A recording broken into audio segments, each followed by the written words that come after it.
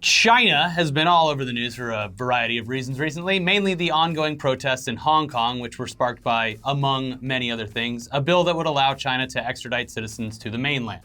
Now, the NBA and South Park have waltzed into the crosshairs of the Chinese government, and we're going to try to do our best to explain why. But whatever you do not take a shot every time that we say the word China during this episode. The protests in Hong Kong have not shown any signs of slowing down recently, and things got real bad last Tuesday when a protester was shot by the police. He lived, but he was charged with assault for his troubles, and this led to an increasing number of people over here in the United States becoming more aware of just how bad things have gotten over there. Some people have rightfully decided to use their positions of influence to speak out against the Chinese government, and the most recent example of this ended up showing just how much control that government, China's, has over here in our country, thanks to the staggering amount of money that China can bring in to any number of businesses and just as quickly take it away. Case in point, Daryl Morey, the general manager of the NBA's Houston Rockets, whose simple tweet last Friday of "Fight for freedom, stand with Hong Kong" caused a monumental problem for himself, his team, and the NBA. How could such a simple, seemingly good-hearted tweet for support for the protesters in Hong Kong cause such huge problems for the sport of professional basketball? Well, at this point, no one out there should be shocked to know that China has its hands in pretty much everything, monetarily speaking, especially entertainment. Them and the Saudis. We've really set ourselves up here. Yeah. And the chickens are coming home to roost. And the NBA is absolutely huge over in China, so naturally the organization has billions of dollars worth of deals in place over there for stuff like merchandise and broadcast rights, among other things. And the last thing they want is for anyone to talk shit about them or apparently show any support at all for the people currently protesting their government. So when a GM for one of the NBA teams sends out a tweet that goes against the Chinese government, there's going to be repercussions. And those repercussions could cost the league millions or potentially even billions of dollars. It should also be noted that this tweet was especially bad for China because it came from the general manager of the Houston Rockets, which is the team that Yao Ming spent his professional career playing for. So they're one of the most popular teams in China. Yeah. Now, in addition to that, the timing was especially bad because the NBA is currently hosting teams from China for preseason games here in the U.S. Also, the Los Angeles Lakers and Brooklyn Nets, a team owned by one of the co-founders of Alibaba, are playing a game in Shanghai later this week. Now, the fallout of all of this provides a clear-cut example of just how much influence Chinese money has in the NBA, because immediately after Morey sent out that tweet, the whole thing erupted. Shortly after it was sent out, he deleted it and then issued a string of apology tweets, which read, "I did not intend my tweet to cause any offense to Rocket fans and friends of mine in China. I was merely voicing one thought based on one interpretation of one complicated event. I have had a lot of opportunity since that tweet to hear and consider other perspectives. I have always appreciated the significant support our Chinese fans and sponsors have provided, and I would hope that those who are upset will know that offending or misunderstanding them was not my intentions. My tweets are my own and in no way represent the Rockets or the NBA." Cuck. The owner of the Rockets also tweeted a response saying that Morey does not speak for the franchise and that we are not a political organization. As for the NBA themselves, they obviously sided with the Chinese, saying in a statement, "We recognize that the views expressed by Houston Rockets general manager Daryl Morey have deeply offended many of our friends and fans in China, which is regrettable. While Daryl has made it clear that his tweet does not represent the Rockets or the NBA, values of the league support individuals educating themselves and sharing their views on matters important to them. We have great respect for the history and culture of China and hope that sports and the NBA can be used as a unifying force to bridge cultural divides and bring people together." Cocks! The statement was altered on Chinese media, however, to instead translate to the NBA saying, "Extremely disappointed in Morey's..." What the fuck? Yep. "Extremely disappointed in Morey's inappropriate statement. No doubt he severely hurt the feelings of CN fans." Wow, holy shit. So Houston Rockets star player James Harden also apologized on behalf of the team, saying in an interview while joined by Russell Westbrook that, "We apologize. You know we love China. We love playing there. For both of us individually, we go there once or twice a year. They show us the most important love. We appreciate them as a fan base. We love everything there about them, and we appreciate the support that they give us individually and as an organization." What the fuck? I know, these are like hostage bonkers. videos. Yes, it's bonkers.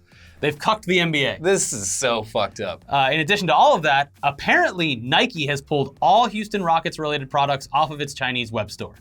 Now, over in China, their national basketball organization has planned to suspend its relationship with the Rockets because of Maury's improper remarks regarding Hong Kong.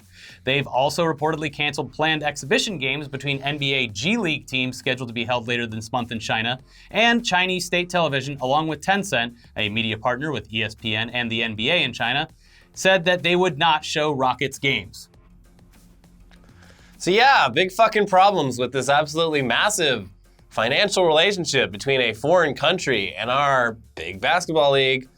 But the timing couldn't be more perfect for South Park, who just suffered their own consequences for calling out the Chinese government.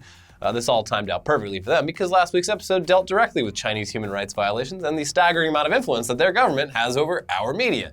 James Harden is literally in the episode, which aired just 2 days before this whole scandal. It was prophetic for sure, but also an inevitability. Yeah, it's pretty crazy that before this happened, there's literally a scene where James Harden is heading to China. So, to sum up the episode, though, which you should just go watch, it's one of the best that they've made in years, Randy Marsh is trying to figure out ways to bring in more money to his cannabis business. He has a very bright idea to just go over and get some of that China money. Weed is obviously highly illegal there, so he's arrested and thrown into one of their happy time fun camps where he's tortured, forced into labor, witnesses an execution, and must go through re-education. While he's there, he meets Winnie the Pooh, who's also been thrown into the camp because President Xi Jinping is furious that people keep comparing the two of them. We've been over that many times before. They do look exactly the same. It's true.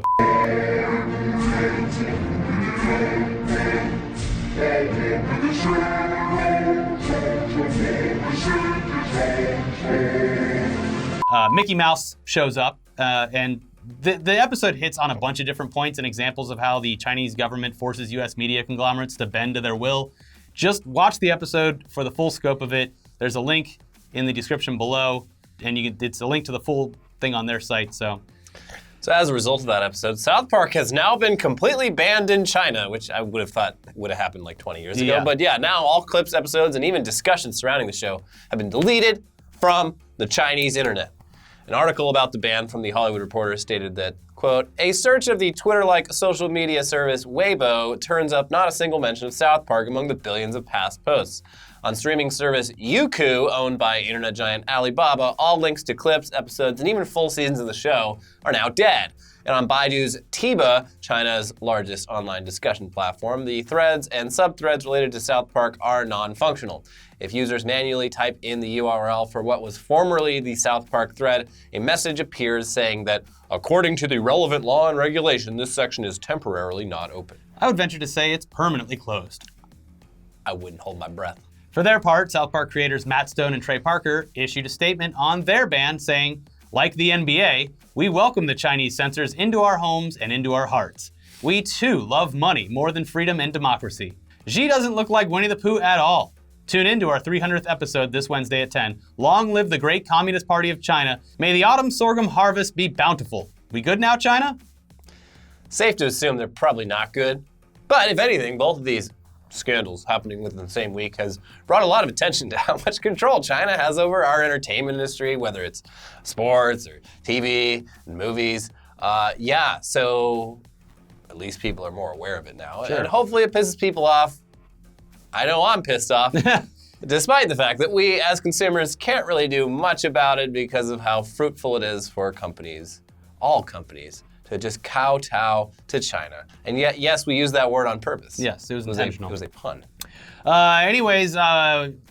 I saw Joker over the weekend. Elliot just walked out of the theater. I walked 5 minutes before filming. I walked out of the theater. And we're about to go record this week's exclusive podcast, which will be up by the time that this goes up. So we're going to talk all about the Joker in this week's exclusive Patreon podcast. You can listen to it by going to our Patreon page. There's a link below in the description, or becoming a YouTube member by clicking the join button. So do both of those. Do them frequently and a lot.